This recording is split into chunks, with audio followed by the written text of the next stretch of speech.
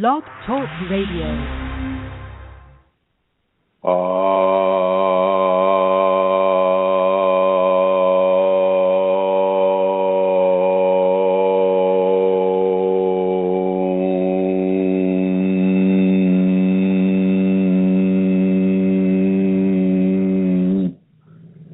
Hello everyone, this is Chrism, and I'd like to welcome you to another conversation about your Kundalini Awakening experience. And today, of course, as always, we are blessed to have Her Holiness, the Santara of Santaraness, the Celtic Queen of Questionable Comforts, the Queen of Kundalini in Ireland, Her Holiness, Amelia Santara. Hello! Just throw money, just throw money. Just throw money. Can't hear you, Amelia. Uh-oh. Doesn't like, oh, looks like we have more of our lovely blog talk, shall we say, technical challenges. So, without further ado, I will continue with the program. I'm going to try to get on the chat group here, simply because I need to know if this show is actually being heard. I know that Amelia isn't being heard just quite yet, at least not from my angle. Maybe she is being heard from her own angle, or at least maybe I'm the one that's not going through. You never know. It's always a surprise, and so we'll just see how this is going today. As in last time, we have the lovely Julia, who is here, and she is going to be giving us some of her insights about what she has experienced while visiting the ashram here. So, coming into the chat room, it looks like I have Her Holiness Celestial Rubies, Elizabeth Dalton Gonzalez, Fashji, and guest 1749. Fashji, Elizabeth, Julie, could you let me know if you're hearing me? Are you hearing Chrism? Is it coming through? Okay. Oh, I see. Wow. Santara, I've never seen you down there before. It seems just kind of like indecent. But okay, all right then. Fashji, can't hear a thing. Refresh anybody that's not hearing it. Refresh. Let's see, Julie. Yep, there we go.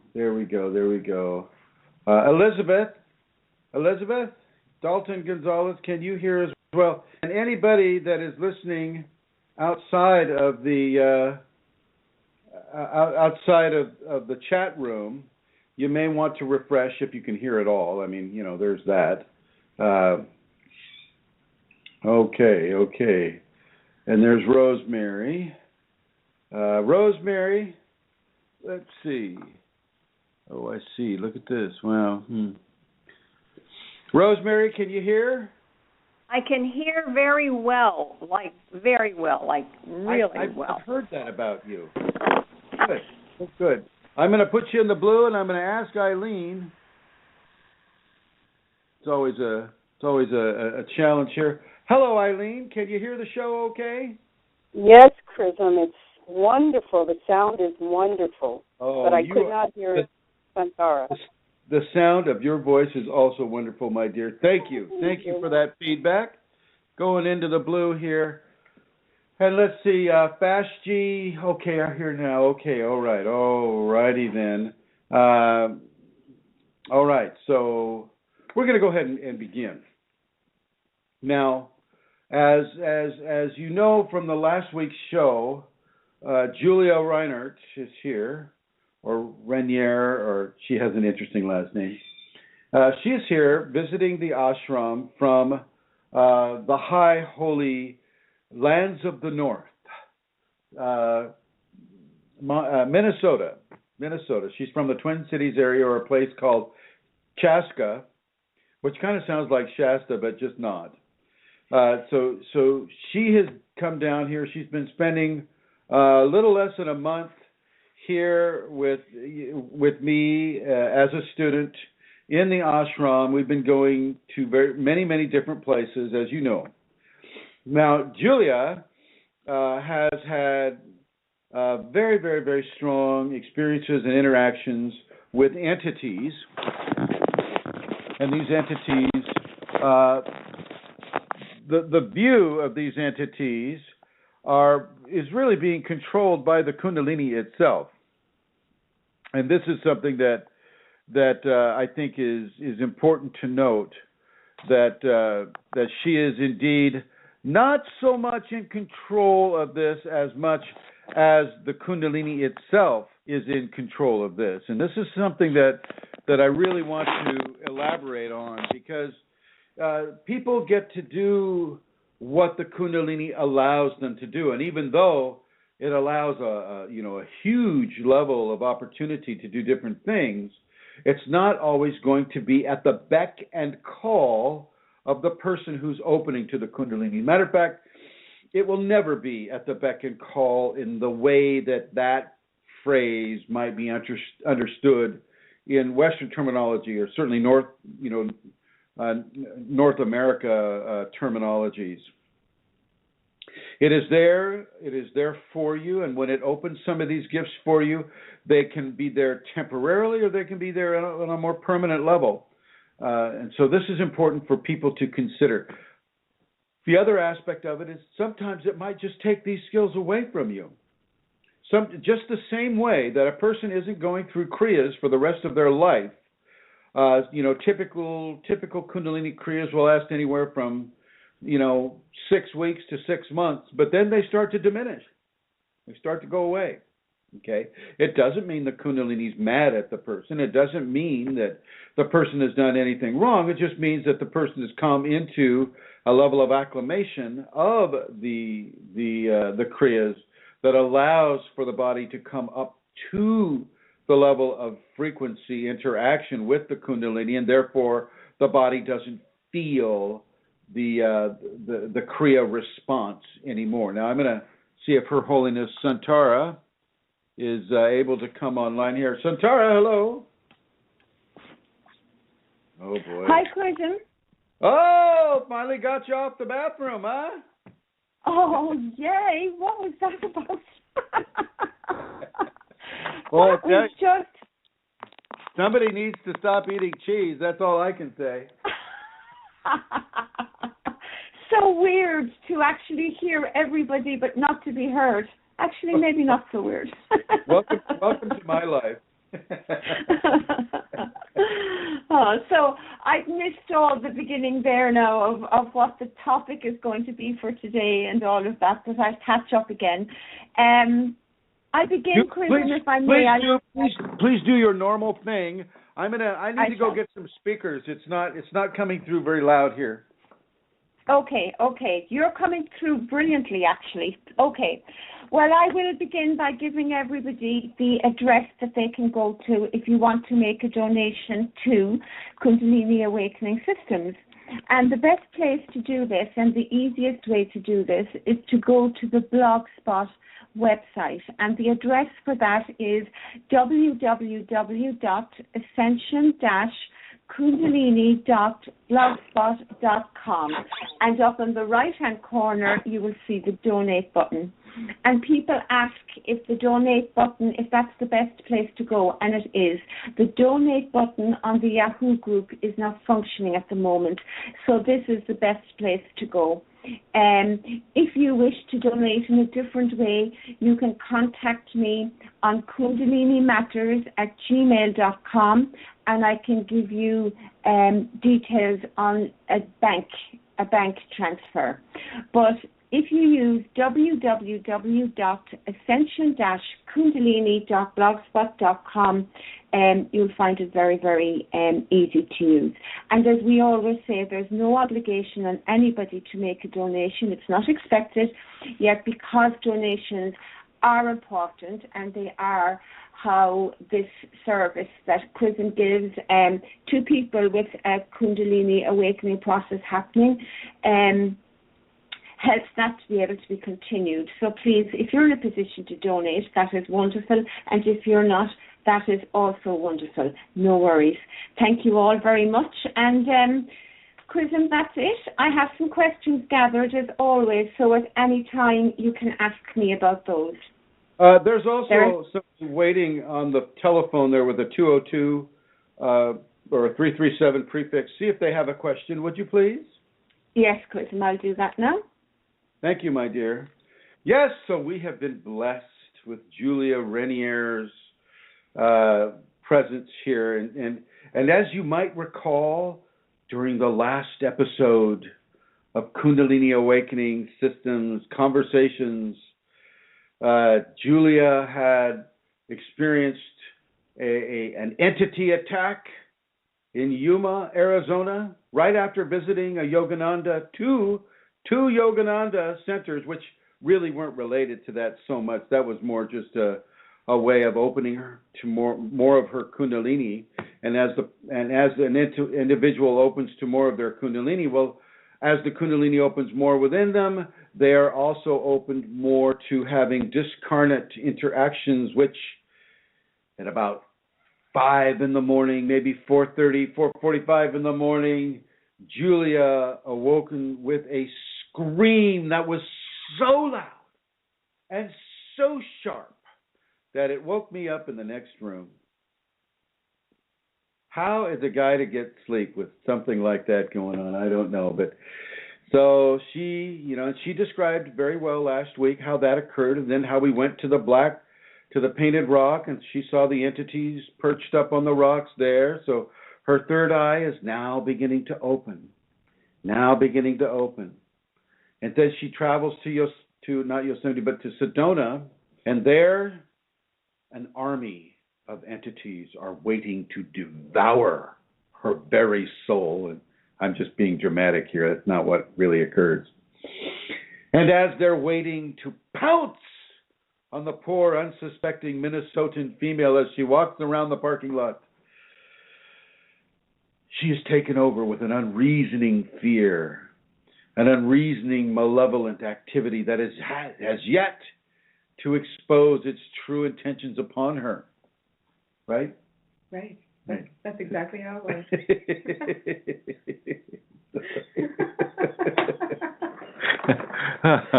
Okay. Oh, okay. Oh, good. Very good. As for Santara, we will get right to her question in a second here. And Julia was, of course, given certain instructions that allowed her to go into devotion, and through the devotion, she was given ecstasy, samadhi. She was given the highest graces that the Kundalini gives to the person, and she was able to go through that level of entity interaction for her. And so, of course, her mean, vicious, and cruel teacher thought, oh my gosh, foiled my plans again. Well, let's see here, my little pretty, as they say in Wizard of Oz. What else can we do? And I am going to cover that what else as soon as we answer this question here by this lovely person. And here we are. Hello, 337-202-9388. How the heck are you? I'm wonderful. How are you? I'm doing okay. Can you speak into that microphone a little better? Yes, I'm doing okay. I'm doing good. How are you? I'm fine, thank you. And what's been happening with you, my dear? Well, I did experience a Kundalini experience.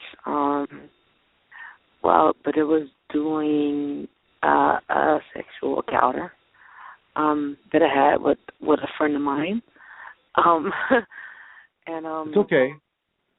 Yeah, it was an experience that I had with a friend of mine, and I just didn't understand why did I experience that with that person, and I don't even know what this is about. But even then, I mean, we've always had a strong connection. So I would love to know what that's all about with me and this person. Well, let me tell you. So, just to reiterate a little bit, during a sexual encounter with a friend, you had what would be Kundalini, you had what would be Kundalini, like a Kundalini activation, right? Yes. Yes. And you're asking me why that would have occurred. Yes. It's time. It's time for you. You know, lots of this is timing based. I will suggest it was no accident that you had that encounter with you know, thank goodness, a friend of yours. And it's no accident that they may not have had that as well. Okay. He experienced that too. Okay. Well, is he there? Yeah, but is he listening? Is he responding to it no, the way you? He's not. Well, that's the thing. It's like both of our gifts have definitely increased. Things like that and stuff. Our awareness has definitely increased. Okay, all right. We've always had a connection, but it's interesting, but I don't understand why him. I mean, because that's never happened with me before. Why not him? True. I mean, seriously, Kundalini is an aspect of the divine nature of a human being. And if it decided that this man was the man to trigger its awakening within you, then why not him? That's true. Yeah. You know, this can have the activity of increasing the level of the relationship. This can have the activity of certainly of increasing awareness, and it can also trigger a great search for answers and for understandings to be given within this amazing experience that we call Kundalini Awakening. And so I see you here doing this, and my question, is he on a similar search? Is this something that's dominating his awareness as well? Yes? Yeah. Well, this is wonderful. This is wonderful. Then both of you have an awakening that happened with each other. This is a most beautiful, beautiful way to have that occur. And so, I first of all, I want to congratulate you both for that. Let's see. Santara. I'm going to bring Santara on here just for a second. Yes, Chrism? I want you to hover over the blue. Hover over the blue. And I'm going to put you in the blue. Okay, so as you and him have experienced this type of a scenario, it's really the most important thing right now is to accept it and to begin to surrender your life into this scenario. Both of you can begin to be, basically you're surrendering your life to the divine. However you recognize the divine to be, God's hand is on your shoulder, both of your shoulders.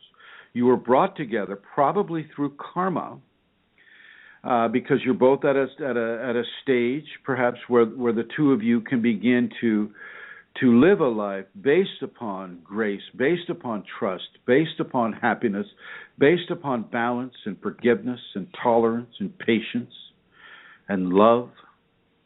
Can you do that with each other? Is that happening? Well, yes, I definitely trust him. So this is kind of a karmic relationship kind of a thing. Yeah. It doesn't happen. You're not getting accidentals here now. Oh wow. And so I will encourage you to go to KundaliniAwakeningSystems1.com. It's a free website. You don't have to pay any money. And go to the left-hand menu. The fifth option down on the left side is the safeties. And I'm going to encourage both of you to begin to practice daily these safeties. And this includes physical exercises, emotional exercises, spiritual exercises, mental exercises, and psychological exercises. It doesn't take a long time. It sounds like it might, but it doesn't. Doesn't take a long time at all. And really begin to initiate these into your life because they feed your Kundalini awareness. They feed the levels of exploration and the levels of personal grace that is being developed within the both of you at this time.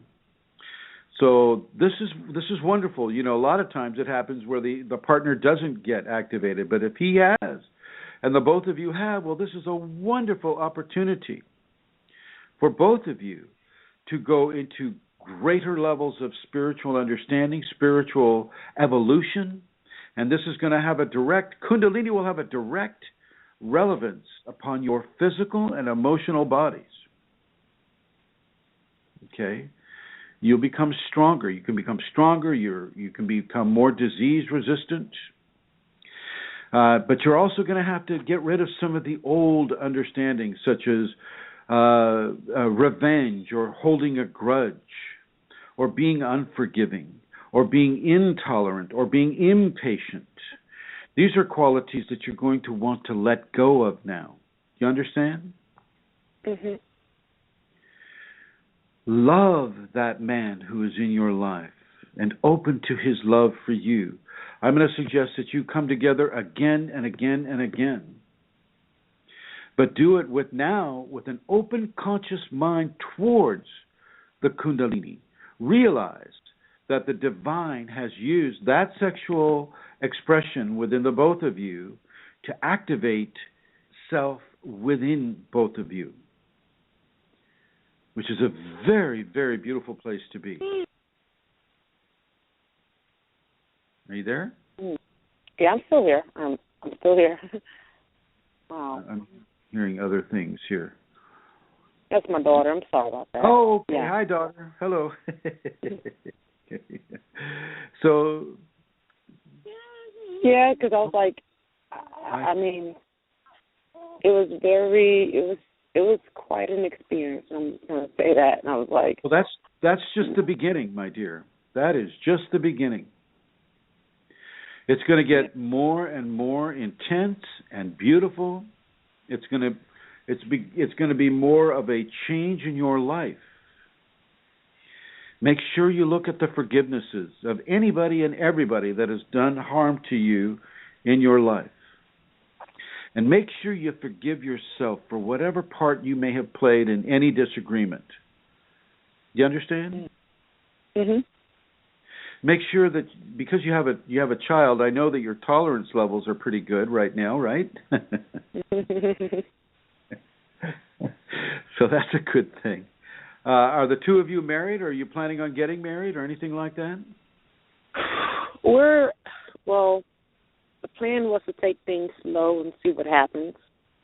I didn't expect it to, I'm a person that normally I can resist that type of temptation. Yeah. And I did not expect it to go like that. Neither did him.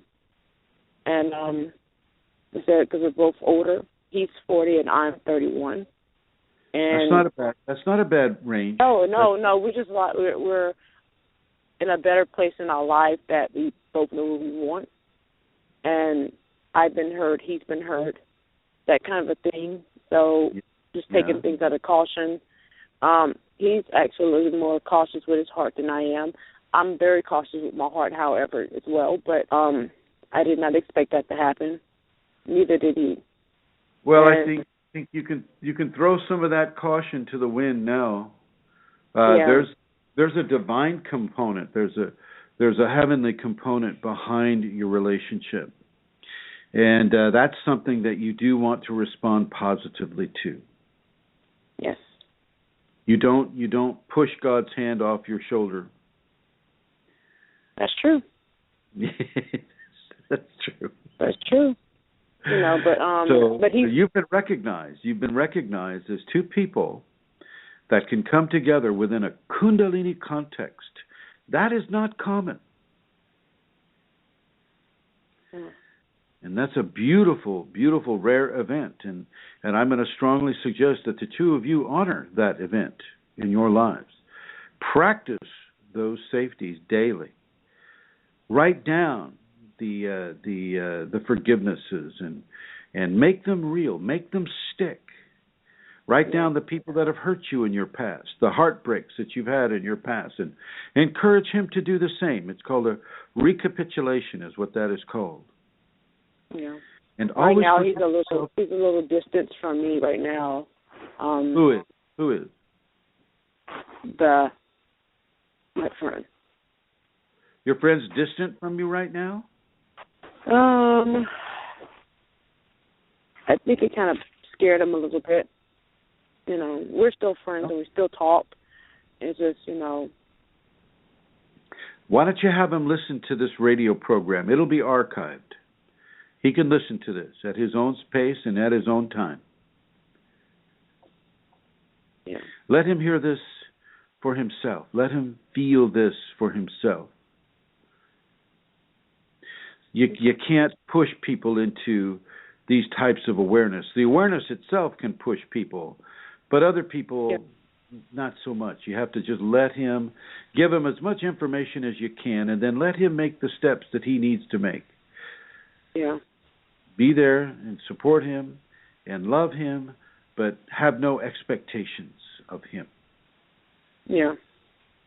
I'm learning that. I'm big time learning that of not having no expectations. Right. You know, that's what it, you know. Sure. Sure. You know. And congratulations. Congratulations to the both of you.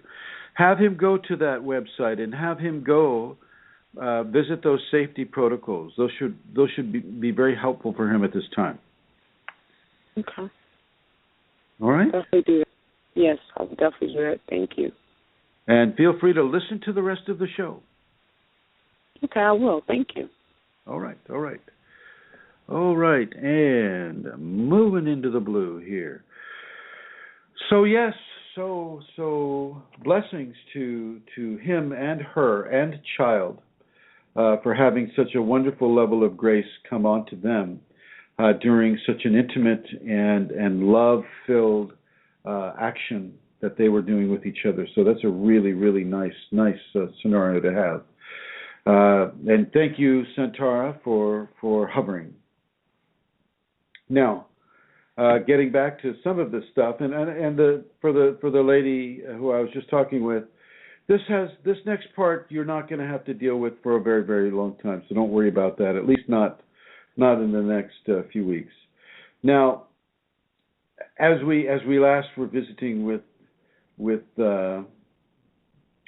Julia,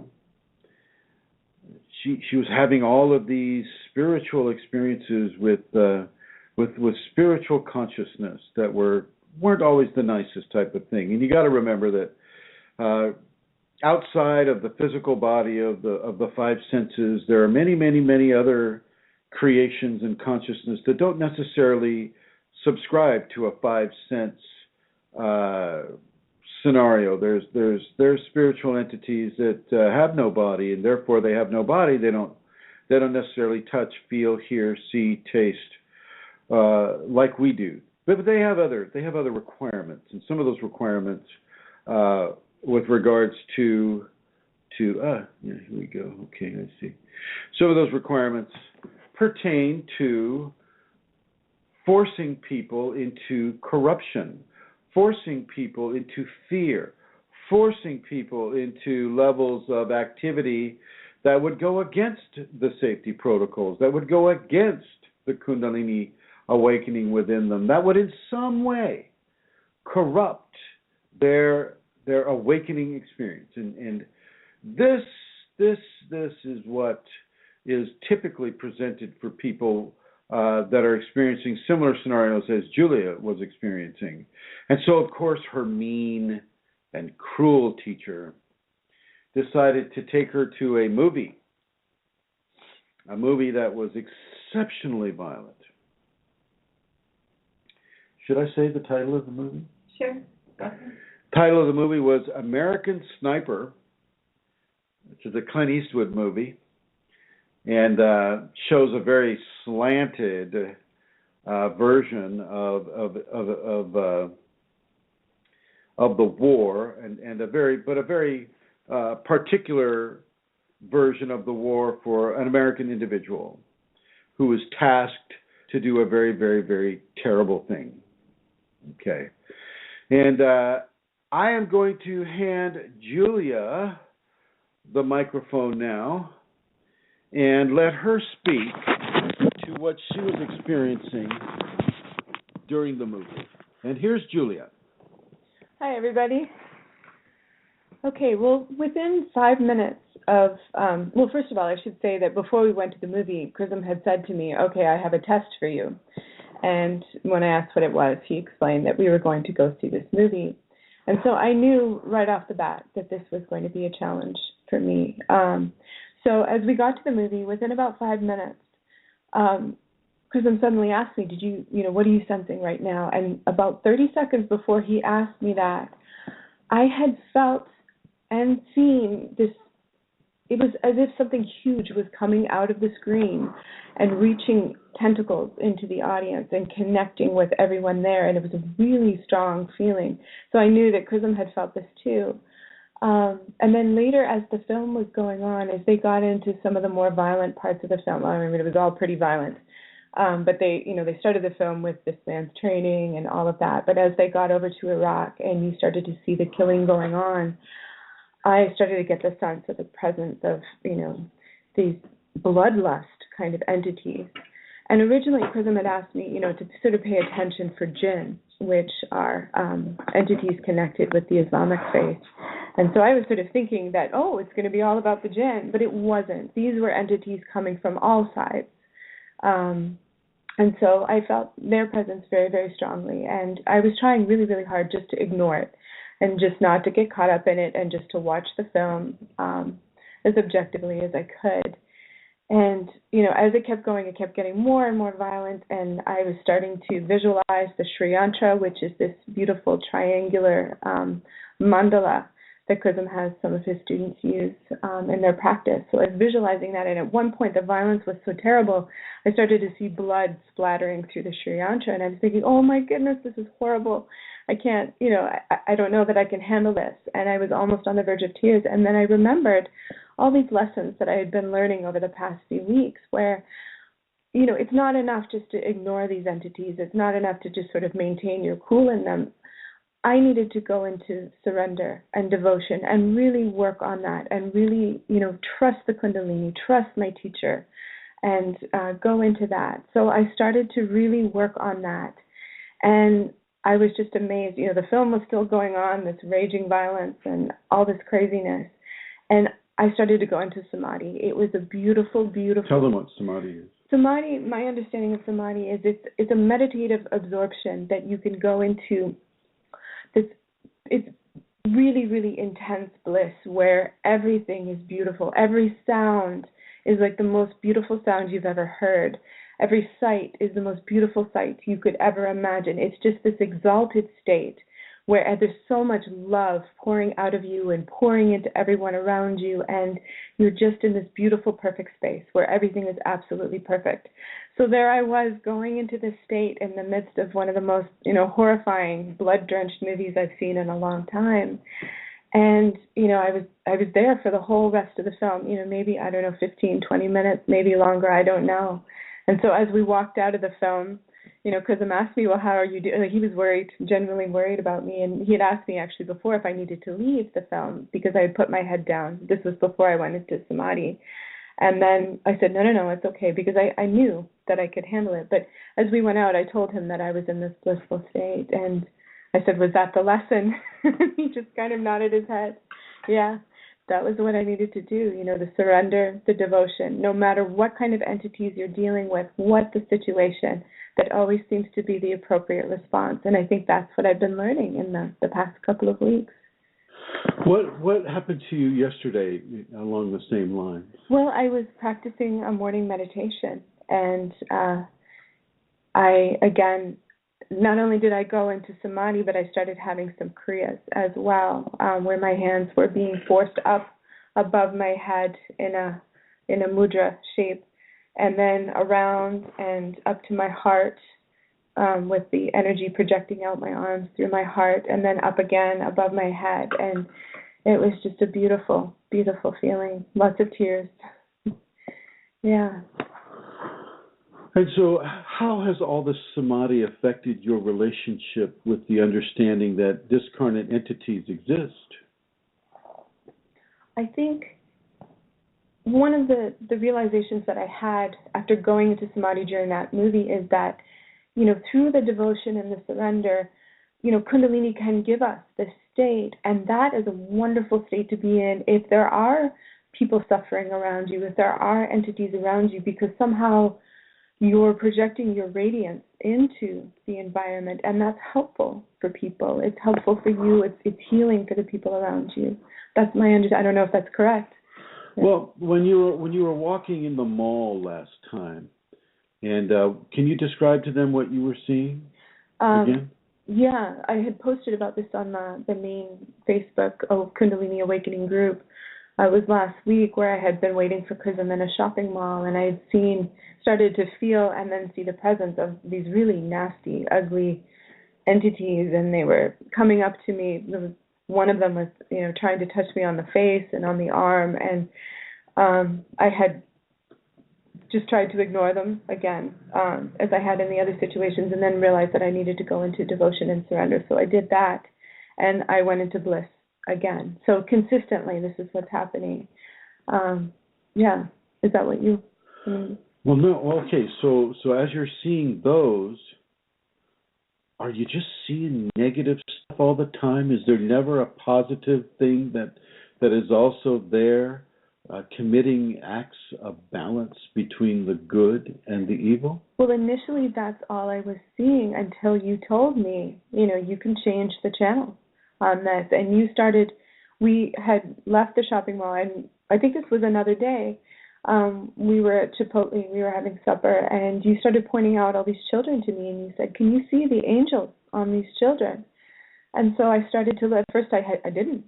And then I started to look, and I started to see these rays of light coming down, and there was one where it looked like maybe it was a grandmother or some, relative very close to that child, sending lots and lots of love to that child. So yeah, as I started to look, I would be able to see these too. But until you had said that to me, you can change the channel, it didn't occur to me that I could. Well, now, if anybody else has a question or a comment to make about this subject, this aspect of the subject, I'd like you to feel free to call in at 347-934-0026.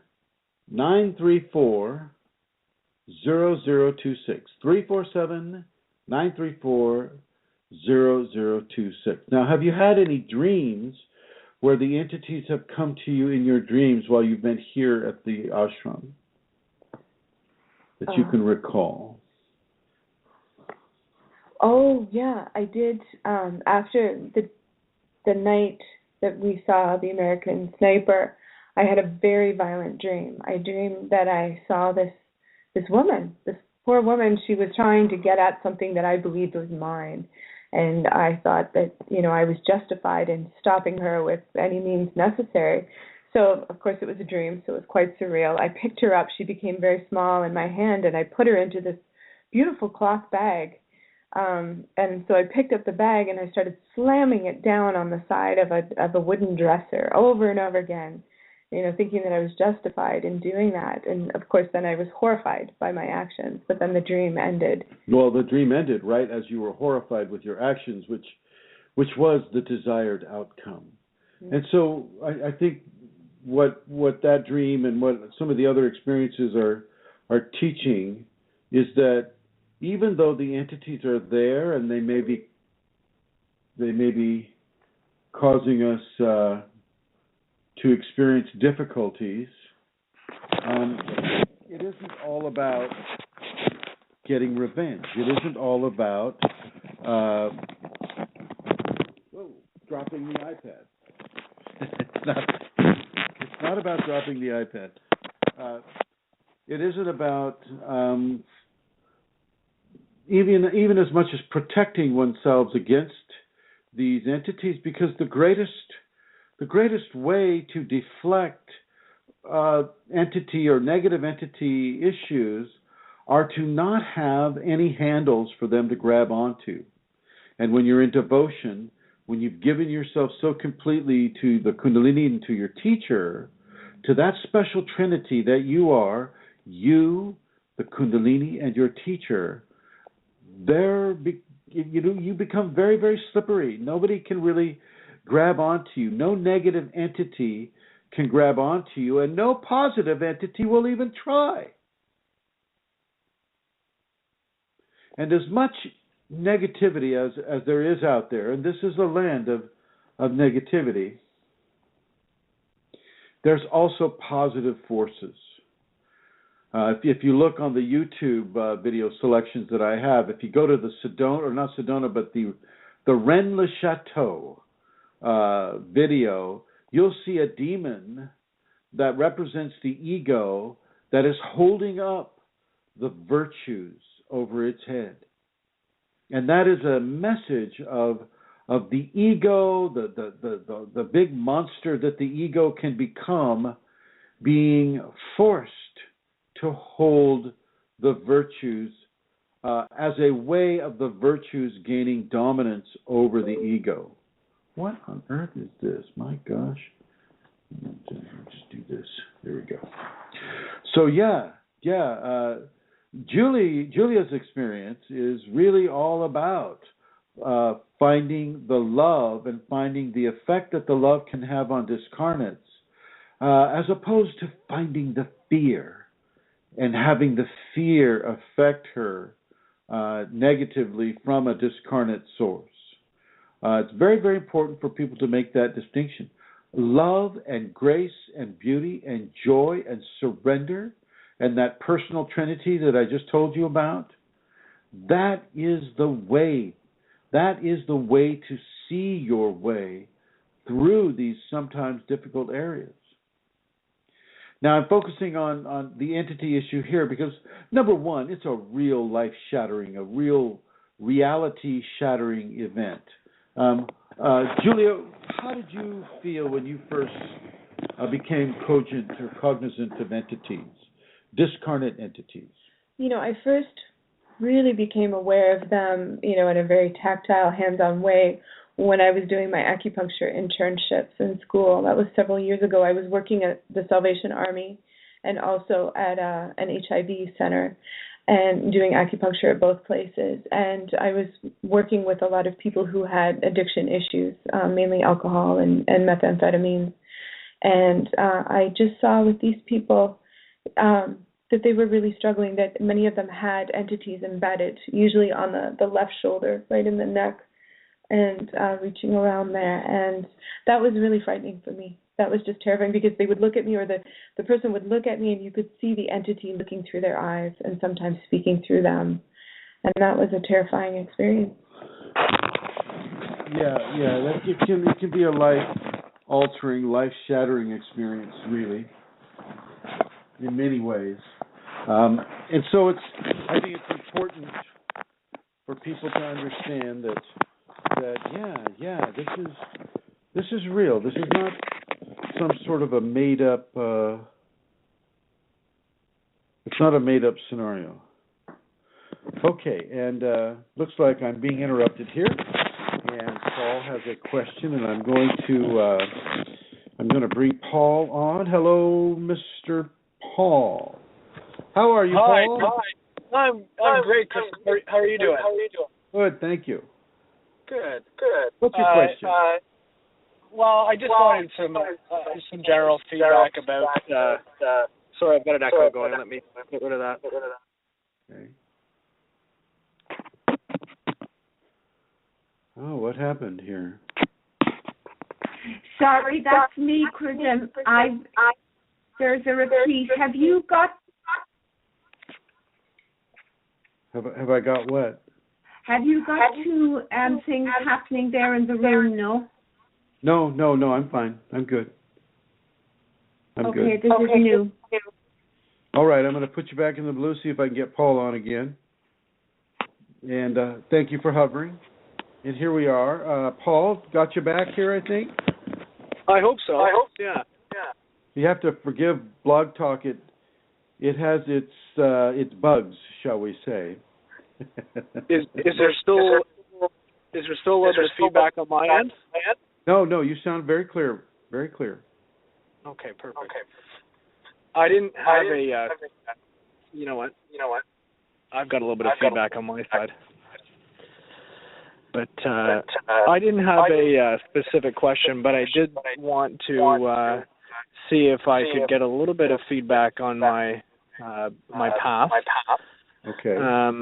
Because I am attempting to move toward, an increased level of commitment and devotion as part of this process. I do have active a type of active Kundalini phenomenon. Well, what type do you have, Paul? You know what? I'm hesitant to say it's a top-down activation because I think it's a little bit more generalized than that. But when I was studying academically, my focus was fairly myopic, and I did have a type of activation event at that time. And since then, I've been able to work with the energy in a more sort of dispersed way. So I am actively. How do you mean by a dispersed way? I just mean by integrating the energy beyond sort of beyond the crown and brow region. It does sound like you have somewhat of a top-down scenario going there, Paul. Yeah, a little bit. But I am cognizant of that, and I'm working to meet that somewhere in the middle. Do you have a teacher? Are you following the advice of a teacher? I am following your advice, where I can collect it across the web. You poor soul. Yeah. I'm just kidding. No. You've got some great information out there, which I'm very appreciative of, and there are some other sources as well, but no, not a flush teacher, as it were. Okay, all right. Well, top downs can be a little more challenging than bottom to tops. Either way, it's going to be a challenging scenario. Okay, either way. Right, and it has been that way somewhat. Although I will give myself some credit. I think I've been dealing with it okay. But yeah, no, it's definitely been challenging. Particularly from a. It was basically there was lots of energy in my head, and it was difficult for me to concentrate and focus. I first obviously I thought it was a medical issue. I even thought maybe I had a slight strabismus in my left eye because I couldn't focus as well as I could previously. But since then I think I have advanced in my understanding, and I'm happy about that. But I have been dealing with it, and like you say, it is challenging. But I think that I'm ready to meet that challenge and take more of a committed devotional path, and so that's basically where I'm at. Okay, all right. Have you been able to practice the safeties at all? Are you familiar with those? Yes, I'm familiar with the safeties, and I have been using them as a guideline for sure. Probably not as strictly as I could be, but certainly as a general guide, absolutely, yeah. Well, with the top down, one of the sweetest things that you can do with a top down awakening is to bring the energy through your actions, through your meditations, through your practice of the safeties, from the top crown down to the heart, and then to bring the bottom three chakras, first, second, and third, up to the heart, and to have a heart activation. They're very, very beautiful, very amazing, and this is what I'm going to suggest that you try to do, my friend. Yeah, I'm definitely aimed at that, and certainly I do have a fair amount of energy or activity in the heart region already. So I think I am definitely headed that way. But yeah, there's definitely been some hurdles and that kind of thing. Just some generalized anxiety and that kind of thing, and dealing with daily responsibilities of work and that kind of thing, and social relationships and that kind of thing. But all in all, sorry, go ahead. Are you on the Facebook groups? No, I'm not on the Facebook groups. I don't have an active Facebook account. But that's not a bad thing. No. How about the Yahoo group? I have viewed the Yahoo group. I have not. I don't have a login or anything like that. If that's an active forum and somewhere that I could get some information and value, I certainly would check it out for sure. Yeah, check out the Yahoo. It's much slower than Facebook, which is not a bad thing in my opinion. Right. But there is a lot of information there, and it has a really good search engine, and so you can put, your question or a subject that you want to discuss on in the search engine in that group, and probably get some pretty good information for it. Right now, information is your biggest friend. The more information you have about your activation, about your awakening, the greater level of surrender and devotion you're going to be able to put into it. If you'd like to email me privately with any of your questions or concerns, please feel free to go to kfireforall@yahoo.com, and that's K as in Kundalini, FIREFORALL @yahoo.com. And would you like to continue listening to the show, Paul? Definitely I would. Yeah, absolutely. Thank you very much. You're very welcome. Putting you into the blue. And that was Paul, and I just want to compliment Paul for having the courage and having the Kundalini come to him at all is just such a huge blessing, not only for Paul but for everyone around Paul, for everyone that is falling within his gift of radiance. He is giving them a wonderful healing, a wonderful level of teaching, just by being a recipient of grace. And so, Paul, nicely done, nice going. And I know that you may not have gone out there with the whole intent on having this happen, but you don't get Kundalini in an accidental fashion. Even if you were skiing down a slope and you took a tumble and you landed into a tree and you broke your tailbone or something like that, and the Kundalini came up, that would not be accidental. And even though this is not what happened to you, I'm just using that as an illustration to let you know how much of a planned event this would be. And I listened to your voice, and I listened to your ability to self-express, and I really see tangible evidence of a person that's going to be coming very, very strong in a very beautiful way into their Kundalini awakening. And so I really want you to pay attention to Julia's experiences here with the entities, and do go into the past episodes so that you can kind of be brought up to speed with her story and what she has gone through. Now, Julia's path is markedly different from anybody else's. Everybody's Kundalini path is going to be very, very different, and yet have some similarities. So, Paul, if you would like to go into the last show, they are archived. You can get in there. I don't know quite how to explain how to do that, but they can get in there. And I just want to say once again, thank you, Paul, for asking such an astute and well-expressed question and communication about your Kundalini awakening scenario. And if you haven't gone to the YouTube yet, go to those YouTube videos. The name on the YouTube network is Chrism.Kundalini, or you can just go Chrism Kundalini, and it'll get you there. And I have some specific videos that are definitely top-down oriented. Okay. So, yeah, well, what a wonderful, wonderful communication from Paul. And once again, I want to thank you for calling into the program. How did you feel about that, Julia? Well, it's always good to hear a fellow Canadian. I recognize that accent.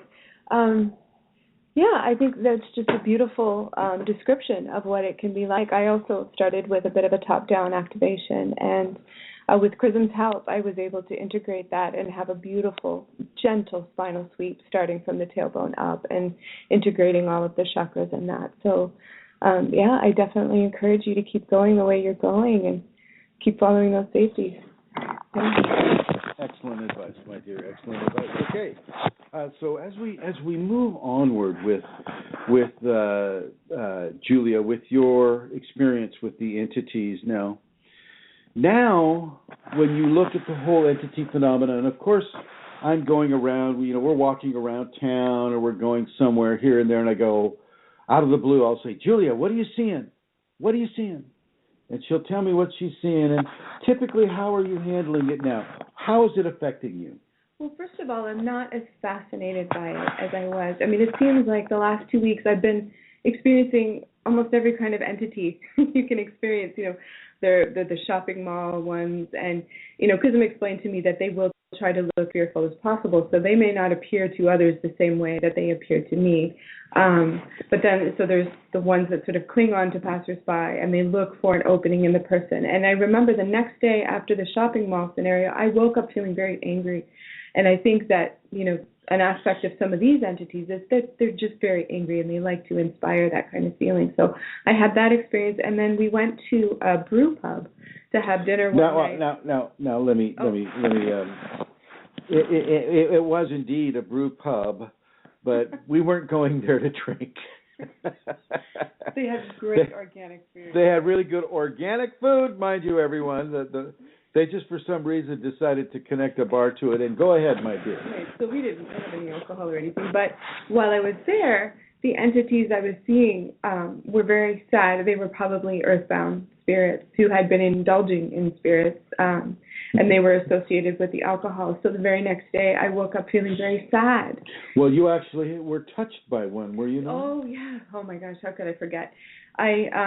We were sitting at a table in the center, and I felt a hand press into my shoulder from behind on the right side, and I thought it was the waitress, and I turned around to look, and there was no one there. So that was quite a frightening experience. Yeah, it's not, seeing it's one thing, feeling it's another. And when you can see and feel it, oh my gosh, it can be a very constructive and yet very, very surprising experience. With the entities and Julia has been on this fast track with the entities, and I think that is, once again, a timing that is being controlled by the Kundalini, not so much by Julia or by any of the practices that we're doing.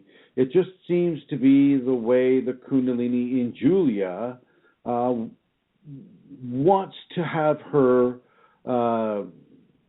metabolize some of these subjects. She's on a very, very fast track, but yet I got to tell you, with Julia, when we talk about Julia, we're talking about a person that can go into devotion for 5 hours at a pop. Okay, so she starts at 1 and she ends up at 6. Think about that. This is a person that isn't incremental in her devotional practices. She's very, very strong. She's very, very consistent. And she's very, very surrendering into this process. Am I right, Julia? Yeah. And I feel like there's room for improvement every day. I mean, it's go deeper and deeper. As we begin to talk about the deconstruction of a person's reality vis-a-vis entities, let's also talk about the deconstruction of a person's life based upon what the Kundalini wants to see happen. And this is often very, very, very difficult for people to understand that the Kundalini would indeed want them to change their life in such a drastic way. Let's just use the marriage, for example. A Kundalini, one spouse is Kundalini active, the other spouse isn't, and great disparities are happening in the relationship because of that. Kundalini can just come along and say, no, this marriage is not supportive of the divine gift within this spouse's life. This marriage must be terminated. And how, oh my gosh, how does one come to grips with something like that? And this is not an uncommon scenario. This can happen, to many, many different Kundalini awakened people, many of whom are married, many of whom are not being supported in their Kundalini awakening by a spouse, and some of whom will be taken to a psych ward by the worry and fear that spouse has for the different Kundalini phenomena that they might observe. And so these are very, very, very strong conditions that the Kundalini is bringing into a person's life. And it's not easy, folks. It's not easy, especially if you have some love for that spouse, if it's a marriage that's being terminated. But the scenario is this. Kundalini is the most powerful energy that the human being in the flesh body can hold, can have or hold. When it says a certain thing must occur, then that thing will occur whether or not the Kundalini person is in agreement with it. It will occur. And that is something that you really need to begin to look at in your life. If you have Kundalini like Paul, Paul has Kundalini, and he's going to have to make some changes in his life along the lines of what the Kundalini determines is best for him. Julia is going to have to make some changes in her life. And I don't mean small ones. I mean life changes that are big, that are bombastic, that are just so mind-blowing that even now it would just bring a person to tears. Okay, these changes must occur. You must be able to surrender control of your life to your special trinity, to your Kundalini and your teacher and yourself.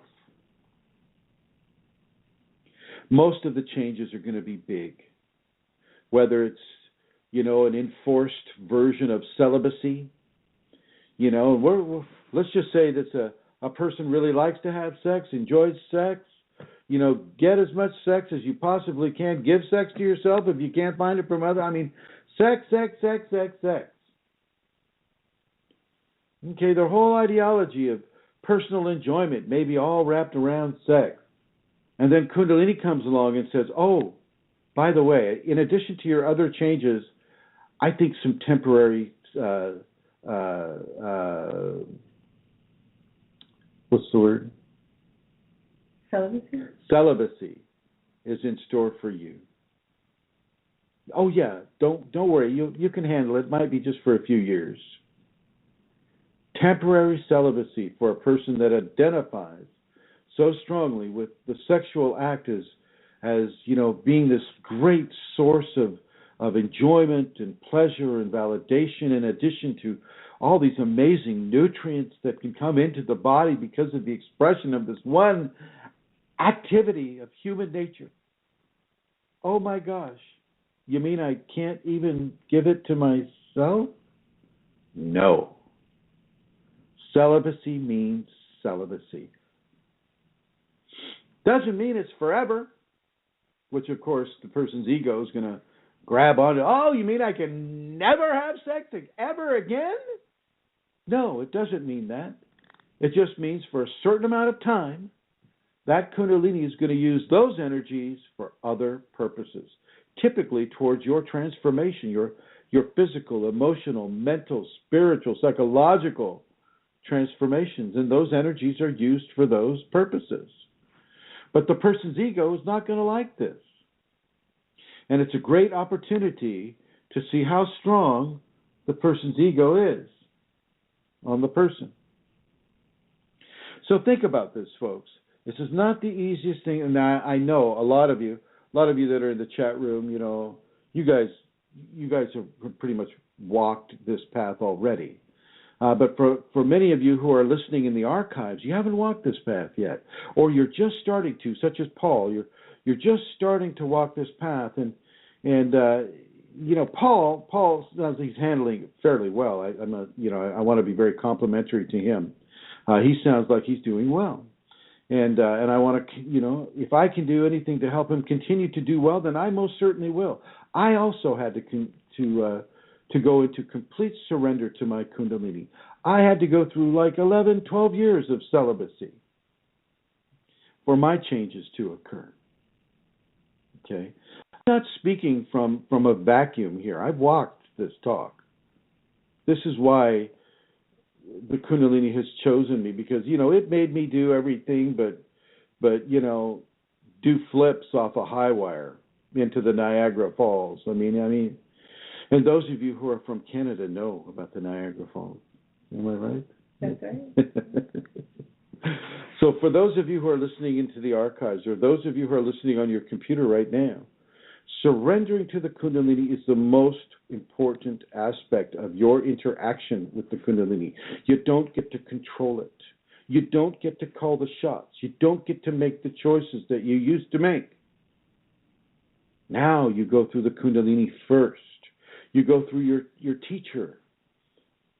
You find a way of putting your ego on hold. Okay. Now, when entities come into your life, that's a great, wonderful gift from the Kundalini, and it's an indication of the third eye opening up. Okay, being able to see that which nobody else can see, and it's an important thing.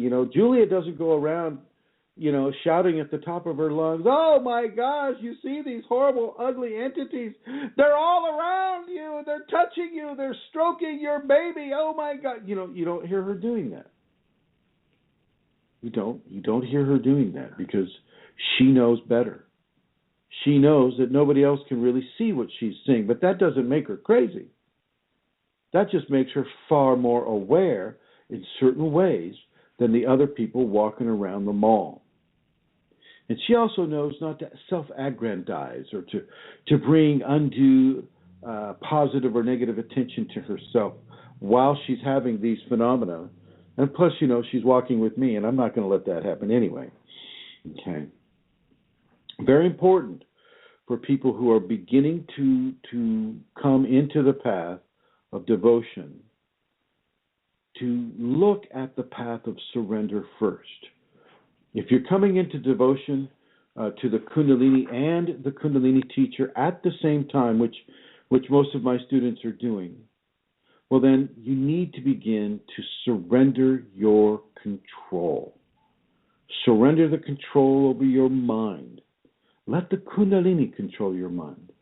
Let your teacher help you think the appropriate areas of thought patterns for you to have that allow you to come into a balance and harmony with the Kundalini, such as forgiveness and tolerance and honesty, patience and diligence and truth. These are the areas that you really want to look at. These are the areas of love from the divine. Everything that I just mentioned is just a subset of divine love that is the overreaching cement that holds everything in this physical universe together. And here I got to have a drink of my chrysanthemums here. Let me give you an example. So Julia says to me, I think it was over Skype one day, it's just like, yeah, I'd love to come down to the ashram and spend some time with you. And how's January look? Well, I didn't have anything planned for January, so it looked pretty good. And I'm asking my Kundalini about it. The Kundalini says, well, she's not in these words precisely. It's more of a telepathic communication that doesn't require words. But she's got the Chinese thing going. She's got that Chinese medicine. In China, she's considered a doctor. And I go, yeah, and I want you to do what she asks you to do with regards to her Chinese medicine suggestions for you. And I'm going, really? Why is this? And then Kundalini goes on and tells me she has some very positive interactions that are of a medicinal nature for you, and I want you to honor her knowledge. I want you to honor her presence, and I want you to honor her studies and pay attention and do what she asks you to do. So you know what I've been drinking? Some of you who are familiar with Chinese medicine may know. I've been drinking some sort of a flower that they make a pesticide out of for the National Park Service. I kid you not. But it's not bad. It's not bad tasting. It kind of tastes like old water, kind of stale water. But it's not bad, and I'll keep on doing it. She's got me drinking a soup that has all kinds of weird stuff in it that you can't even pronounce. She's doing all kinds of stuff here, and guess what Chrism's doing? Chrism is surrendering because his Kundalini gave him that instruction. So of course he's going to surrender. And this is also what I'm suggesting to you. You may be in a position of authority, and the Kundalini may come to you and point out the janitor that's cleaning out the bathroom of the office building that you own. Right? You're the top dog. You're the CEO. Everybody works for you. And yet the Kundalini comes in and says, pay attention to that janitor. He has some advice for you. Go over there and ask him what it is. And you would do well to take your ego, put it in a chair looking out the window, tell it to enjoy the view, and then go over and talk to that janitor and ask him if he has any suggestions that he'd like to make. And to accept those suggestions is a real positivity, because this is what your Kundalini wants to have happen. You pay attention and you follow the instructions of the divine that is coming into you, awakening within you, activating within you. You pay attention to these life-changing suggestions because they work for you. Within a Kundalini context, the advice, even if it seems weird, even if it seems so outlandish, it's there to work for you. And if you surrender to it, it'll work for you even better. Have you found that to be the case, Julia? Have you had any kind of a really, aside from the entities, have you had any kind of a difficult but huge life-changing opportunity present itself from the Kundalini or your teacher? Yes, very much so. And how are you handling that? It's hard because it's still, I'm right at the beginning of it, really, and it's difficult. I'm really working with this, but having had all this experience with the entities and, working with you as my teacher, I have some tools now, and I have a sense that I can do this, that I can get through it. I know what to do. Well, there you go. It's really important that you pay attention to these suggestions. Now, if anybody has a question about this level of surrender and about the entities, or if you're, like Paul, if you have a question about your own level of activity within the Kundalini, please call this number. It is 347-934-0026. 347-934-0026. This includes all of you listening on your computers right now who aren't in the chat room. I want you to feel free to call in. And once again, the number is 347-934-0026. And continuing. So, as you can see, devotions is a very, very, very important safety. Now, I haven't really put that into the safeties because in a way, you have to be able to practice the safeties first before you can really come in to an understanding of the importance of devotion. But I will be writing more and more and more about devotion, as time goes by, because it is one of the most positive, blessed ways to come into a happy, joyful, ecstatic Kundalini awakening. Sometimes you got to burn through the karma. That typically is what happens before a person finds a teacher. There are plenty of teachers out there that ostensibly the Kundalini would choose from that would allow for you to have levels of information that you currently don't have. the Kundalini will assign that teacher to you.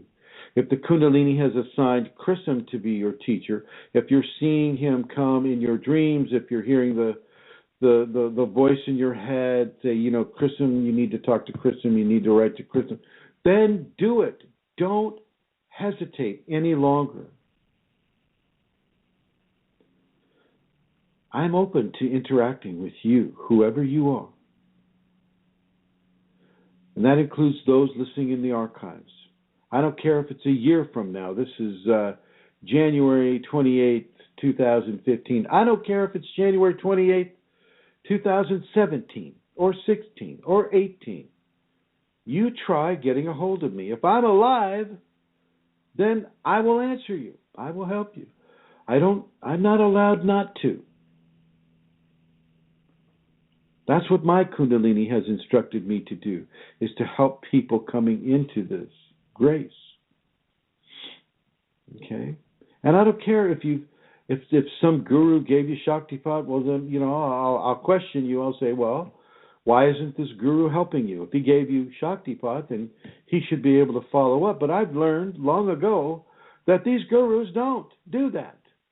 They'll give you Shaktipat, they'll have you awaken your Kundalini, and then off you go. And off they go in the opposite direction. Quite a major level of irresponsibility, in my opinion, but that is the way it is. Another way can be the way the young lady who called earlier. Just making love with that one person who can trigger this experience within you. And there it is.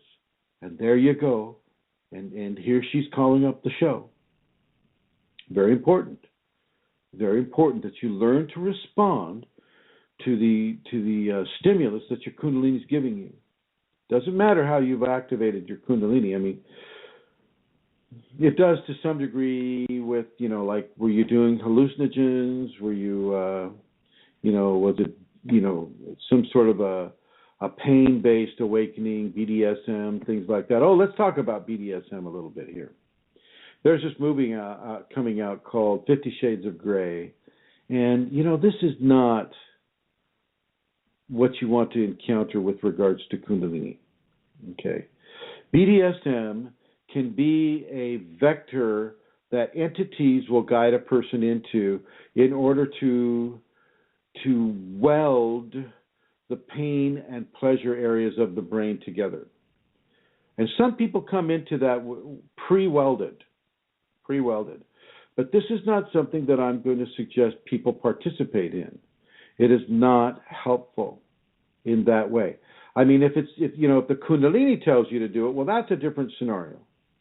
But make sure that the Kundalini is telling you to do this. Pain is there as a teaching instrument. Pleasure is there as a teaching instrument. Let yourself be taught by these measures of pain and pleasure, but don't let yourself be controlled by either pain or pleasure.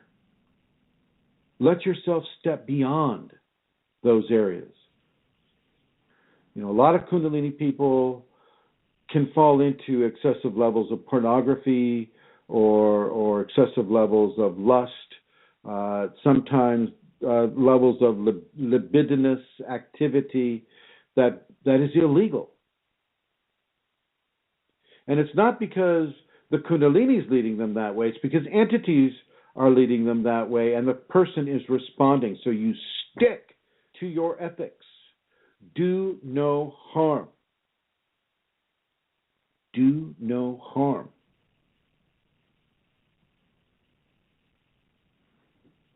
Okay. So we're going to turn the page here.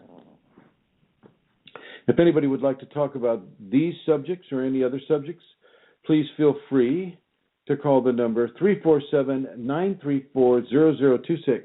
I would like to bring Her Holiness Rosemary on board. Rosemary! Yes. Hi, how are you doing? I'm good. Do you have any Waiting announcements you'd like to make? Yes, I do.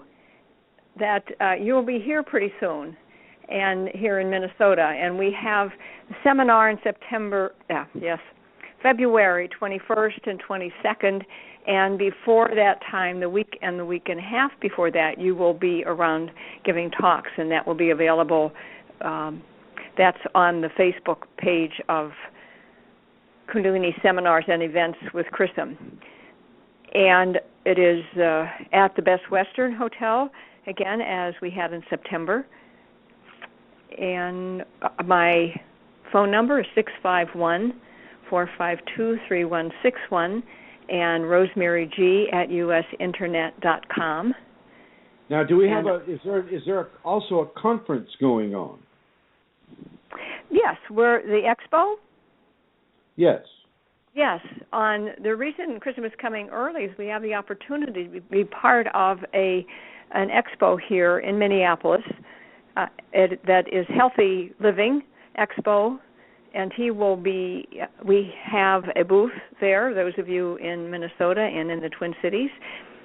That's the Saturday and Sunday, February 7th and 8th. And Chrism will be speaking also both days at 1 o'clock, and it'll be a double segment, so I'm thinking probably an hour and a half or so. So we'll be looking for you, and we have prepared Chrism CDs. Eileen has taken care of that, and we'll have some DVDs of the Kundalini film. And also, Chrism, you have something for us? Well, yeah, it's interesting you should bring that up. Julie and I have been working on putting a publication together, and we're hopeful to have that publication intact or on its way by the time we get there for the expo, as you call it, and certainly for the seminar in the Twin Cities at the Best Western Dakota Ridge. And I would love to see people from Minnesota, people from Canada, people from Ohio and Iowa and Wisconsin and the Dakotas. I would love to see you and meet you in St. Paul, Minneapolis, Minnesota, at either the conference or the seminar or both, and really begin to discuss the Kundalini with you. And if you haven't got that going, if you want to get it going, then we'll get it going. And if you just need more information, well, we'll do that too. Thank you, my dear Rosemary. You're welcome. And coming over to Her Holiness, the Queen of Questionable Comforts, Santara, how are you? How are you, Your Highness? I'm fine, thank you, Chrism. Really enjoying listening to Julia. I wanted to say to Paul, if he's interested in, Facebook, he could just create an ID just for the purpose of being able to go to Facebook and ask questions and interact. Paul, whatever, that can be helpful for people. That can be very helpful. Yeah, you just create some ID. Doesn't have to be you. I sometimes on the address I'll put 123 Sesame Street wherever, and then a bogus phone number. I don't believe in necessarily giving everybody my private details unless they're Kundalini people that are looking into it. So Paul, yes, you can certainly do that, and you're also welcome on that Yahoo group as well. And either way you go, my friend, if you get a hold of me or you join that group or whatever you want to do, let me know it's you. And we'll definitely get things going for you if you're interested in that. And I understand, Santara, that you may have some questions for us. You understand what, Chrism? Oh, questions, is it? Yes. Yes, waking up. Indeed, I do. Okay, the first question came in today into the inbox specifically for the show and to ask you this. So I'm quoting here from Elliot. When you get conflicting information or images and messages from Kundalini, how do you determine what is correct to follow? Is that also a form of testing?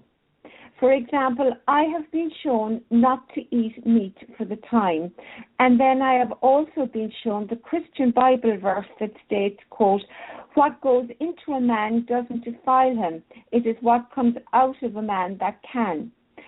Is this two different options? Is it a test? I have been vegetarian since I first got the message. I'm not sure if either way is okay. Which way is okay? Well, I really like what his Kundalini is telling him, not to eat the meat, and then what goes into a man doesn't necessarily defile him, right? Yes, what doesn't defile him. It's what comes out of a man that can. Well, this is true. And so what the Kundalini is telling the person to do is to, first of all, not eat meat.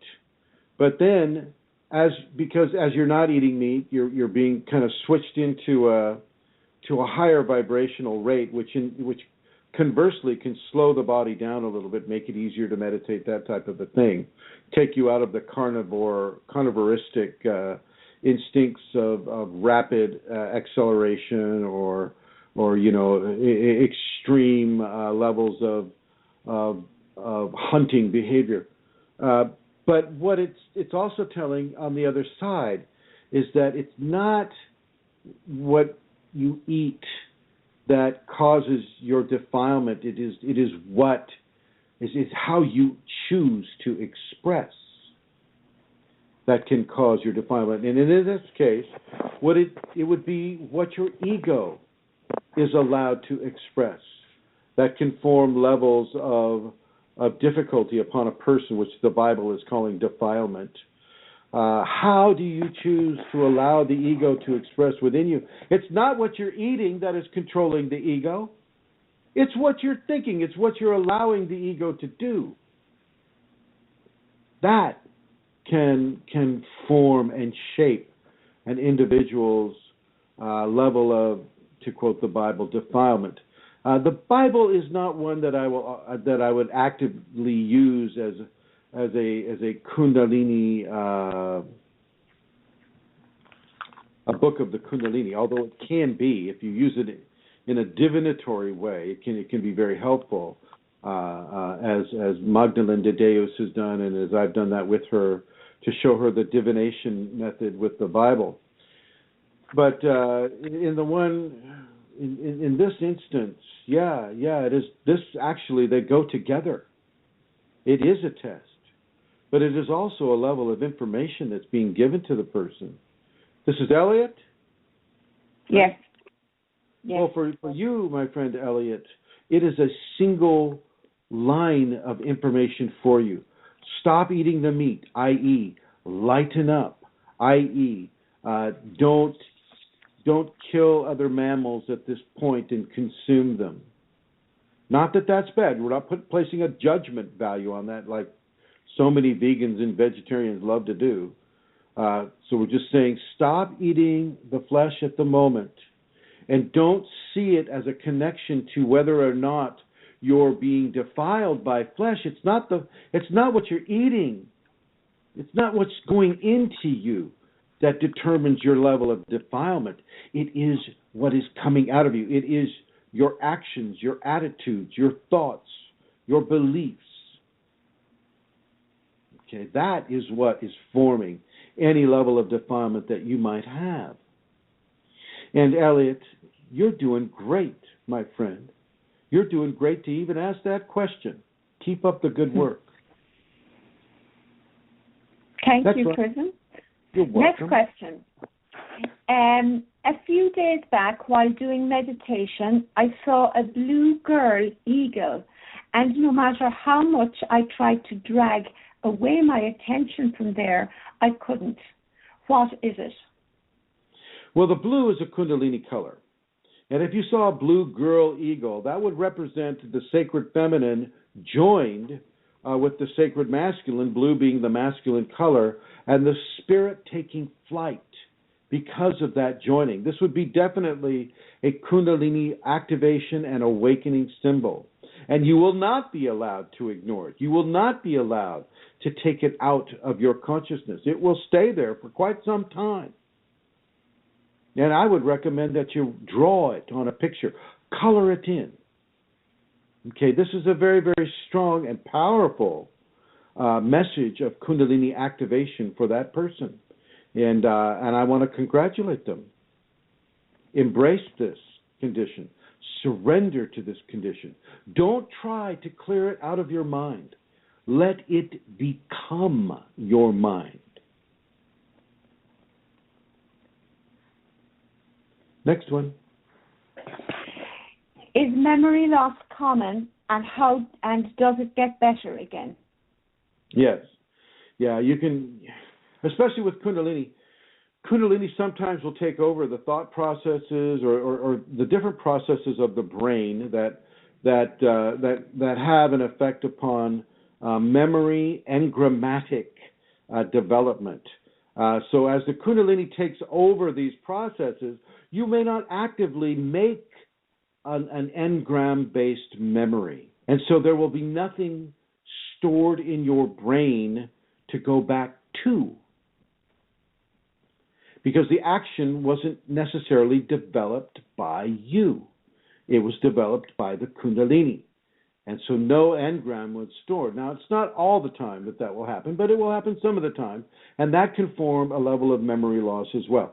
And another action, engrams that you have developed and you have made, you may not be allowed to necessarily go there, because other aspects of the brain are being transformed, and through that transformation, those synapses and those levels of the brain are being used by the Kundalini for a different purpose, a different level of memory entrainment, a different level of interaction that the Kundalini wants you to have. And at that time, you may not be able to remember, but 5 minutes from there, you will. You will remember it.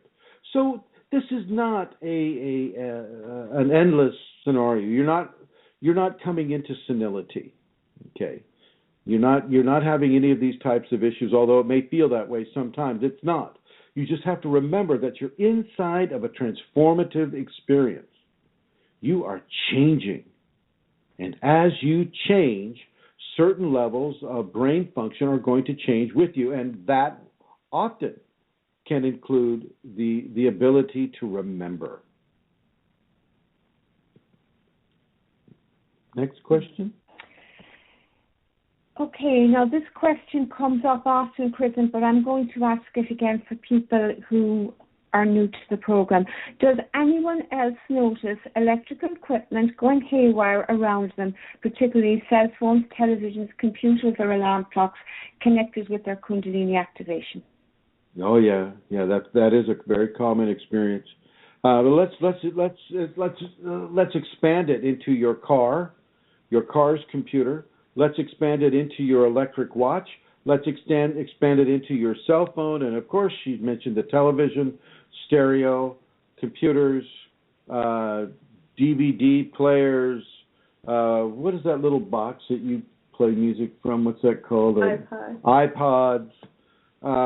All these things can be definitely affected by the Kundalini, and some of them can be ruined, as I have a lovely graveyard of laptops that have been ruined. And but thanks to one of my students, they gave me a little device that allows me to suck that memory thing dry so I can keep all my information, which is very cool, and I recommend everyone get one. It's very, very inexpensive. So yeah, the hard drive can be harvested now. So don't throw your computers away. If you have information on your hard drives that you want to get, you retrieve that information first. Then you can have that computer recycled. So yeah, that is very, very, very common.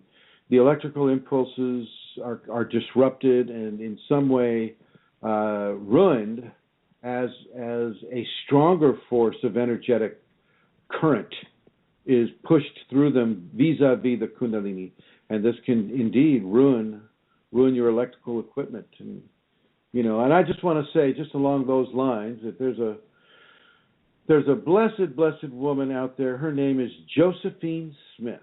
She is a wonderful, wonderful woman. She lives down in Southern California, and she was really nice to me. She bought me a phone that allows me to Skype on the go with people, so that I can do my Skypes, I can do my work wherever I need to go. And another student named Ed, who wants to remain anonymous, so that's as far as we're going to get with him. He also bought donated a Verizon internet access box, so that can be connected up, and These are things that the Kundalini uses, and guess what? They don't get messed with. Isn't that interesting? Shows a real degree of intelligence from the Kundalini. And so it will choose what level of electrical device it may terminate for you.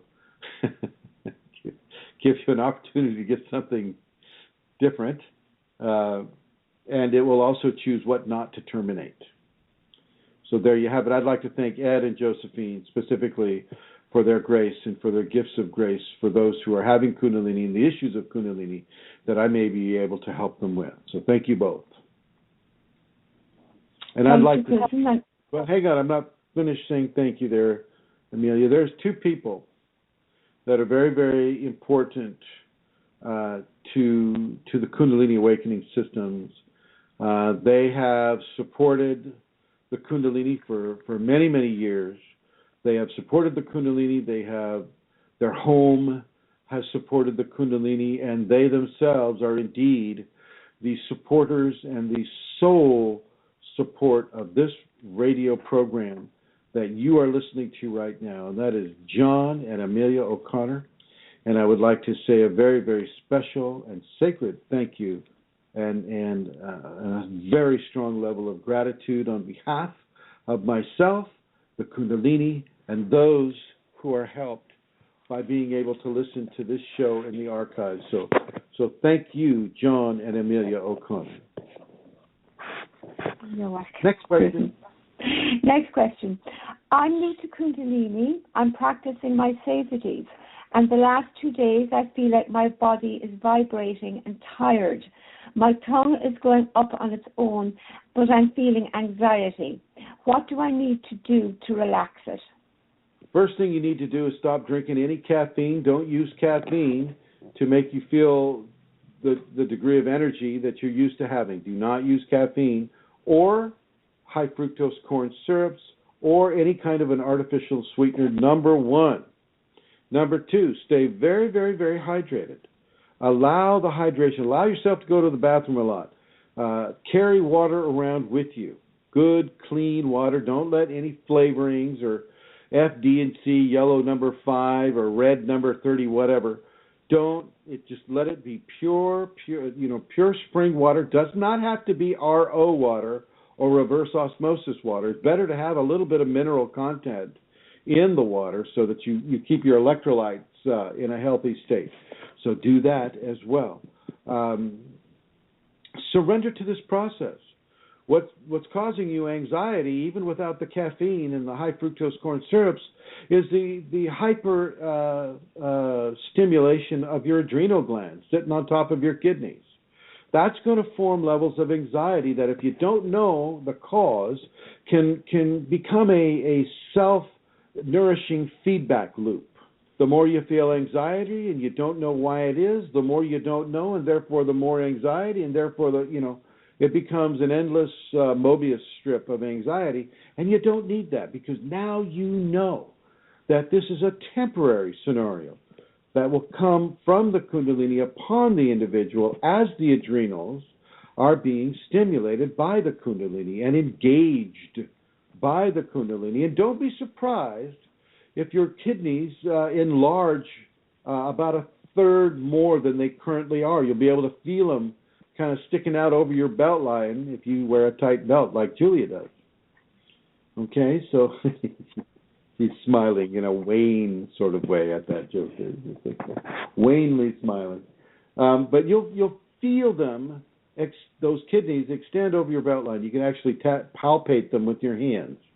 So don't be afraid of that. And don't be afraid of this anxiety. It will be released if you can get watermelon, organic watermelon, or even just conventional watermelon if you have to, or coconut milk, coconut water, coconut milk. These can also give you the hydration and the nutrient-based response that will greatly, take these symptoms and, bring them down a notch or two, and yet not hurt the Kundalini infusion that's occurring. So that's a very good thing. Let that tongue come up. Surrender, surrender, surrender, surrender, surrender. to the Kundalini that is manifesting within you? Yes, Santara. Next question. I need a cue. Next question. I had a question about karma. Is it karmic balancing between my soul and the individual that hurt me, as I've hurt them before in this life? Or do they give that experience for only my karma? No. I mean, it's going to karmic balance each person in a unique way. So yes, in a way, yes, it is for that frequency of your karma only, but it's also for the frequency of the other person's karma only. So typically, karma takes two. When it's with another individual or about another individual, you're going to have shared karma rather than singled out karma.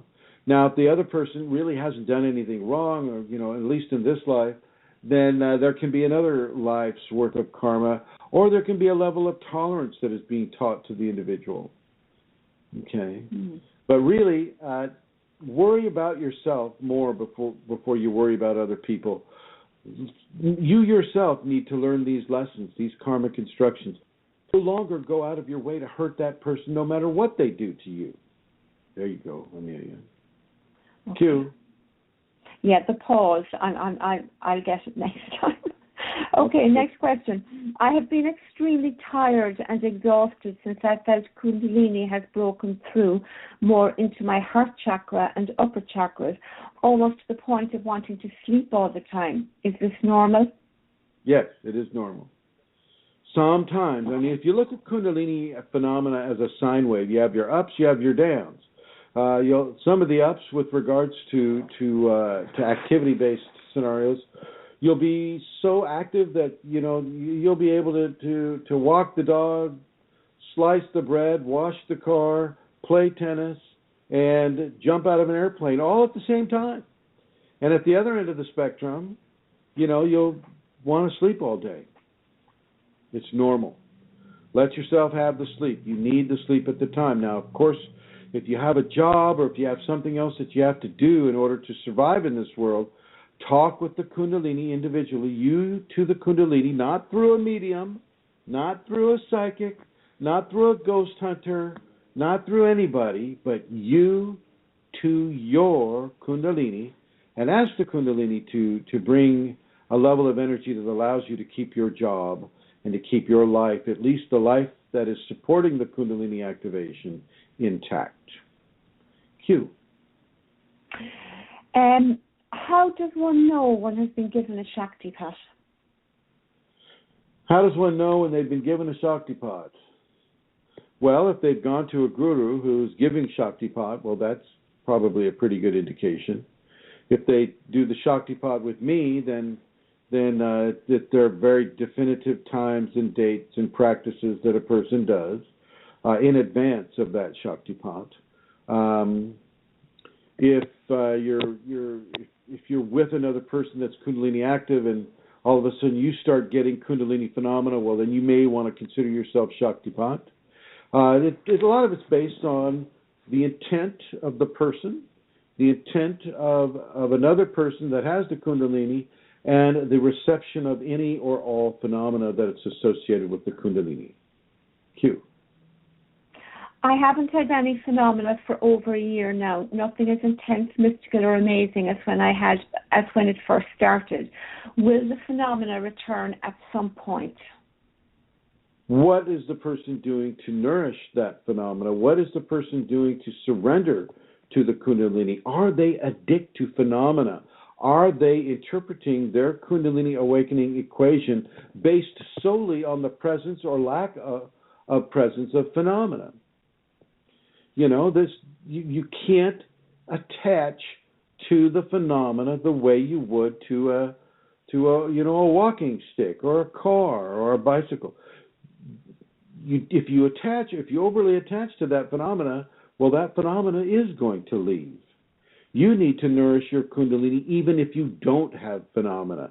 And this is another test that the Kundalini will give an awakening individual in order to allow them to learn what it is not to be addicted to a phenomena or a series of events or anything that has to do with the supernatural qualities that Kundalini can bring.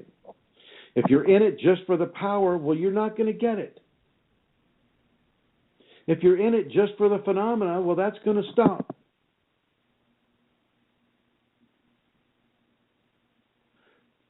Now, I hesitate to be so absolutist in these statements, and so I am going to cover myself with saying there are always exceptions to the rule.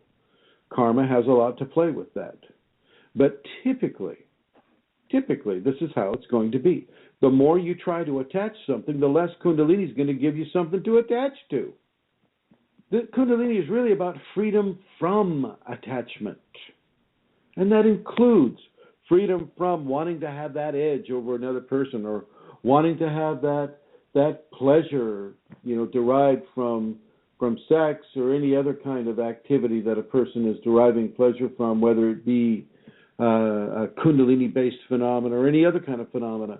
It's not about providing people something to attach to. And by taking that away, it's teaching you about what it is to be detached from that phenomena. Q. I am having an emotional crisis of some sort. I'm releasing through crying every morning. Are these new emotional releases normal? Is it Kundalini opening the heart chakra? Yes. Absolutely, without a doubt. Q. Okay, Yeah, I think... It's true, I can't. Maybe you can explain to him a little more. Centaur, go ahead. Oh my goodness. Yes, it is normal. That's all I can say. Wait a minute. Julia, respond to this questioner, would you? I don't know what to add. Go ahead, read the question again. I've been having emotional crisis of some sort and having crying spells in the morning. Are these new emotional releases normal? Is the Kundalini opening the heart chakra? More. Sounds normal to me. Sounds normal to me, she says. So yeah, that's pretty much it's a short and sweet answer to a short and sweet question. Q. Okay. I think that's it, Chrism. That's a lot of questions. That was wonderful. Thank you for collecting them. Really, thank you. Now, I want to let people know that with Kundalini, information is power, and if you would like to have more power at your fingertips, go to the YouTube channel and type in chrism.kundalini, and about 300 videos will show up for you to peruse. Watch those videos. Watch them more than once. You can go to the Yahoo network, and at Yahoo Groups, you have Kundalini Awakening Systems 1 at yahoogroups.com. You also have Kundalini Healing at Yahoo Groups. You can go to the Facebook network, and you have Kundalini Awakening Systems 3, Kundalini Awakening Systems 2, Kundalini Awakening ! Kundalini Healing. These are all on the Facebook network, and I want to invite you all to go there. We're also on Google+, which is always interesting because it's really hard to figure out how to use, but we're there, and we've got about 100 members in the Kundalini Awakening ! Group there. There's some blog spots, as Amelia mentioned at the beginning, and at the one blog spot that Amelia mentioned, which is what again, Amelia? It is www.ascension-kundalini.blogspot.com. And we have Fashti on the line, Chrism. His Holiness. Where is he? His Holiness. Here he is. Without checking, I think it's Fashti. Fashti?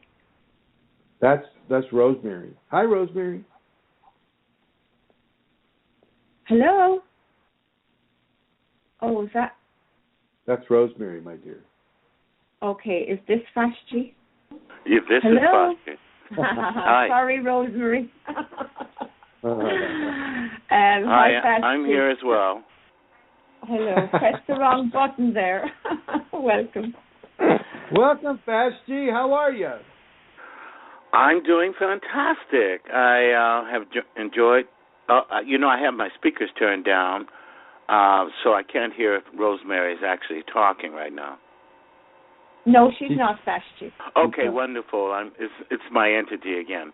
I wanted to call in right at the tail end because I saw that we were running out of time. We got about 10 minutes, and I wanted to just make one note here that a lot of the echoes that we hear is created by feedback, and it's important that when you call in to speak with Chrism or Santara, that you turn the speakers down on your computer. Now, with that being said, Master, I'll get to what I called in. I have been sitting here and I've been listening. Are you there? Yes, absolutely. Oh, okay. I was listening to everything, and I specifically enjoyed Julia's account of the entity involvement. And something inside me said, okay, you need to say something. And I say what? And this is what came through. And it's important that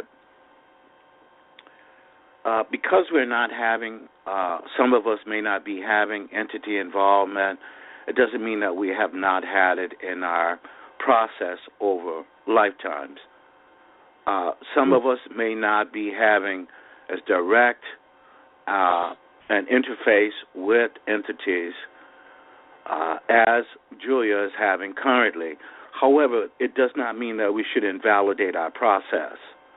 I think that it's important that we realize that we're all different karmically and that these things are going to happen differently for each and every one of us. And the important thing is two things: surrender to the Kundalini and surrender to the flesh teacher. And I think that as long as we keep that in mind, I know that we will be successful in what we do. But I kept hearing in my head that, there are these people that are saying, I have no idea what we're talking about here as far as entity involvement. And I wanted to address them, especially in the archives, that it is not absolutely necessary that you have this experience right now.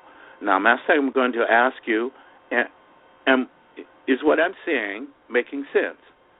Oh, yeah, you're absolutely correct. I mean, this is certainly a phase that people go through with the entities. They fade away pretty much sometimes for folks. And, you don't need, I don't want you to compete on your activation with Julia's activation or with Amelia's or with anybody else's, really. As Vashti mentioned, we are unique in how we come into the Kundalini. We are unique in the phenomena that we receive. It's just this particular show has an entity nuanced aspect to it. But you don't have to have entities right now in order to validate a Kundalini Awakening event. Absolutely not. You don't have to have any phenomena to validate Kundalini Awakening. It helps. So phenomena is like a welcome signpost, but your dreams can indicate a Kundalini Awakening event. Your awareness, your thoughts, how your thoughts are doing. Typically, there is some phenomena associated with it. But it doesn't have to be like anybody else's. It doesn't have to be like mine or Fashti's or Julia's or Amelia's. It doesn't have to be that way. And don't think that because you're not matching up your phenomena with any of the guests or with me or with some of the other more, shall we say, challenging phenomena that you're not having Kundalini. You may indeed be having Kundalini just without that challenge. Thank you. Thank you very much, Master. I want to I told you I would come on, and I was trying to look for an opening, but all my muscles were tense. It's just, oh my God, guys, she's on. Listen, I wanted to mention that I do indeed have some entity involvement. I would just like for you to tell me whether it's you, an entity, or the Kundalini that hits the gong at... What happened there? Well, I would have to say, without hearing the rest of the question, I would have to say that it's probably the Kundalini that is doing that work. Same, because I turn my speaker down. Oh, say it again. Say it again. What's the question? Oh, I was trying my bit at humor. I was going to say that indeed I do have entity involvement, but it is of a particular kind, and I was going to ask if you thought it might be you, Shakti, or actually an entity that rings a gong during the golden hour for me to get up. That would be the Kundalini, for sure. Without a doubt. And I'm really happy. Sometimes I get a, hey, you. That's great phenomena. That's excellent. Okay, thank you. Thank you for allowing me to just ask that question regarding well, thank you for coming on at all. It's good to hear your voice. Thank you, Master. Thank you. And it's great to hear all of you, especially Ms. Santara, who is making all of this possible. She and John, and thank you very much. And I'm going to get out of the way, and I'm going to head off into the Shiva Blue. Shiva Blue. Goodbye, Ashton. Bye, Bye. Well, everybody, I would like to say thank you for listening. For those of you that have lasted this whole time, I'd like to say thank you to Elizabeth Dalton Gonzalez Fasci, guest 1764, and BAXTK048. Thank you for lasting so long. Thank you, Julie Celestial Rubies, for being here. Thank you, Julia, Her Holiness, for being here. Thank you, everyone, for coming to this. And thank you, John and Amelia, for putting this show on. Good night. And thank you, Chrism. Good night, everyone.